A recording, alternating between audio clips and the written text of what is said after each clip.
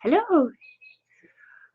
I'm not quite sure if I just did all of whole half an hour and didn't record it. So I know that it says I'm broadcasting live now. This is the first time I've done Google Hangouts for a really long time, so I'm assuming that's what I've just done. Okay, so I've got some more time. I might spend another 15 minutes now and just talk about it a little bit more. We've been talking about crystals and how we can use them to create a harmonious environment, and how we can use that to rebalance and re-energize the vibration that humans are holding here on Earth. Right now there's a lot of fear, a lot of projection. The old school and the darkness, for want of a bad term, a different term, because I actually really like the darkness,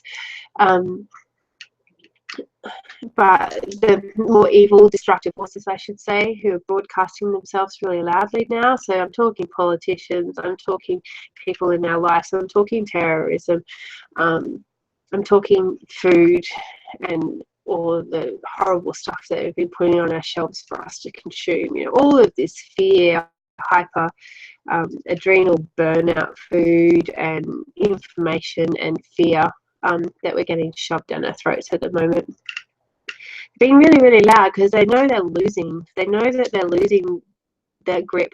So the louder they get, the more people that they feel like they can influence to bring back into the fold. So what I'd love to do and share today is just some tools that we can come in and think past that. We can go below that. We can dissolve those containers of fear and having to be a certain way, in a certain person, a certain shape, a certain size, a certain look. We have to always be right and always be perfect and never piss anybody off. For us just to think past that, let all of that dissolve and connect. Connect is why we really came here. We really came here to be on this earth to feel and experience the good, the bad, the ugly, the divine, the scrumptious. So I really love crystals. I use them a lot, and I find that they're really good for helping me to do that. So they have a vibration that's 400, 200 million years old. That has never, ever, ever changed. So when I use them or anybody else uses them, we change really quickly. We're only here for max 100 years if we're lucky. So our vibrations move and morph and change. If somebody says something to us, it changes it. If we look at something, it changes it. If we go for a swim, we change. So working with crystals, these are a tool that is stable. It holds a certain vibration for extended periods of time, for us to be able to come in and go, oh, that's right, and balance us back out, so we're not, we can just be, say if it's labradorite and maybe labradorite goes like this, then we can come in and clue into that and feel that for long enough that we can decide whether it's for us or not. Then we have amazing ones like polychrome jasper that puts a bit of, helps us tap in. Its vibration is joy. It helps to dissolve that box of having to just go to work, come home, pay the man, do bills, get the kids to school, fight with your husband, oh my god, life sucks, and round and round and round, that kind of feeling. I'm sure all of us know it. Beautiful polychrome jasper comes in, and we start tapping into that. Jaspers are a bit slower vibration, so they take a bit longer to take effect, but they last longer. So this amazing stone is really good at putting the joy back in. So you enjoy the drive to work. You pick a job that you love, and it's easy to know what you love because it's what it should be. That you love seeing your kids and they help make you want to play. That feeling of being able to play. Who has lost that? Most of us have lost that. Even the kids have lost that now. Just being able to get outside and do cartwheels and make believe, and this is an amazing, amazing crystal to help put us back, feeling that vibration again. labradorite, which is this one and this one. It's just really good for getting other people's energies out of our systems and their expectations, the judgments. And when you meet someone who has a really strong personality, especially if you're with them a lot, they kind of overlay you and your beliefs start to morph into their beliefs. And labradorite's really, really good for clearing that. So you just have some space. It's just about you. It's your energy. It's your time. It's your concepts. It's your creativity. It's your downtime. It's your unloading. It's your healing. You know, labradorite, amazing, amazing stone. One of my favorites ever. And I love crystals. So, and we've got yellow calcite or orange sorry calcite. This is more of a physical cleanser, really good for the kidneys, really good for helping dislodge that fear that's being lodged into us. Really good for psoas muscle, overaction. Amazing stone. Put it in your water, put it in your bath, hold it. Just really, really good for that physical sensation and overwhelm. Smoky quartz for dislodging from social media, from getting rid of the electromagnetic pollution out of our bodies, anchoring in our true spirit and being able to easily release that which is not ours, dislodging from the internet. Often I used to find that I'd get off the internet and I was still buzzing and I couldn't relax and I couldn't play with kids, and because I was still connected, I realised now, to the whole World Wide Web, I couldn't ground.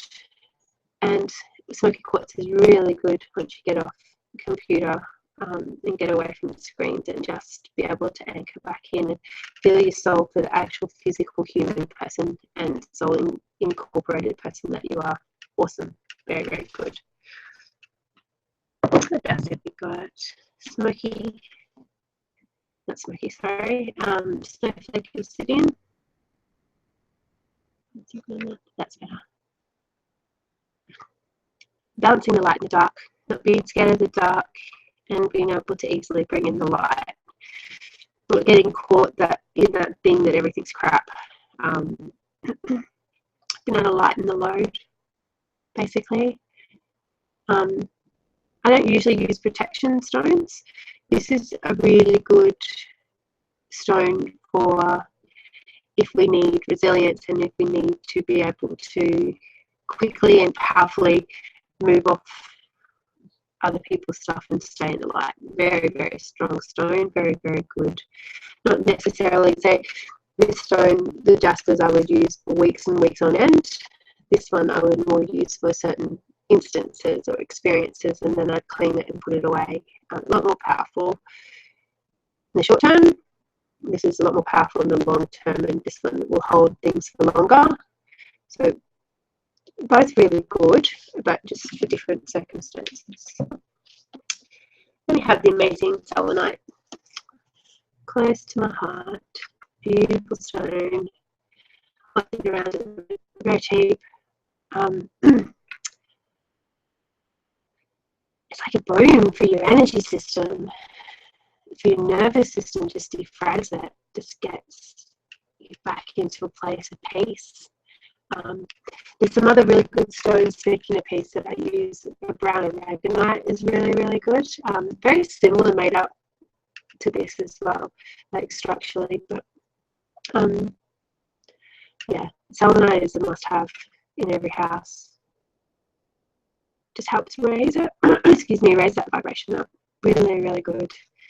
I actually use it around my house in the four corners to raise the vibration, so that it's like you're on a different highway to all of the other denser stuff that goes around. So nice, again, for want of a better word, but protection, or just keeps you out of having to necessarily be reminded constantly of all of the crap that's out there. Amazing stone. Rose quartz. This is awesome. This most people who have been using crystals for a while, or I know I did for a while, sort of take rose quartz for granted. It's usually one of the first ones that you're introduced to, and amazing, powerful stone. But yeah, it can be overlooked for some of the more unique ones, I suppose. But I've written a whole course just on rose quartz and its healing ability. What this does is it helps you dissolve all of those containers, stuff that you don't even know is there, sink past it and just go into that unlimited potential. It works through the heart. Profound for helping you. I use it a lot for teenage girls or people who worry that they're not the picture in the magazine. They can't sing good enough, they can't dance good enough, all of those kind of things. What this does is it comes in and sinks you back deeply into your own profound soul and how amazing and loving and supportive and huge that is, and that it's even laughable to conceive of you being anything but totally amazing and totally capable to do whatever you want. If you want that feeling, spend some time, and remember, this is about spending time and actually letting these tools, because that's what they are, activate and work. Yeah, definitely amazing stone. Out of all of these, I'll probably pick those two, labradorite and crystal, to work with. Lucky last, because I can just see my next client's turned up. This is ring. This helps us bridge when we can't stop feeling crap to actually feeling amazing. Green aventurine is really good bridger, healing stone. Creates the space and balances the space from I'm never ever going to be okay to where you are actually okay. Really good touchstone. I love this crystal. Well worth owning, well worth having just a big chunk of it. Cheap as, like, I think this cost me $15 to have in your house, in your space. Joyful crystal. Okay, beautiful people, thank you. And next week I'm going to be here. I'm going to start hopefully doing them most Mondays at 12, and we're going to talk about programming crystals, how to do it properly and how to do it well. So see you again next week, Monday, 12 o'clock. Bye.